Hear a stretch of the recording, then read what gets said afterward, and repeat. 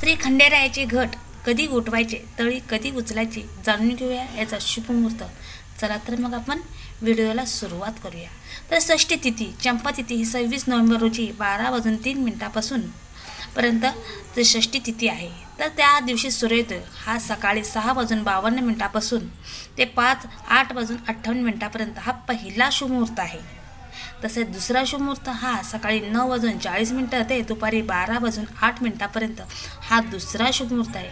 तिसरा शुभ मुहूर्त हा दुपारी 1:27 ते रात्री 12:03 असे शुभ मुहूर्त आहे. तर तसेच यमघंट ही अशुभ वेळ असते, ती सकाळी 8:58 ते 9:40 आहे. राहू काळ हा सुद्धा अशुभ वेळ आहे, ती दुपारी 12:08 ते दुपारी 1:27 हे असं अशुभ वेळ आहे. तरी शुभ मुहूर्तावरच आपण घट उठवाय. येळकोट येळकोट जय मल्हार, सदानंदाचा येळकोट येळकोट. धन्यवाद.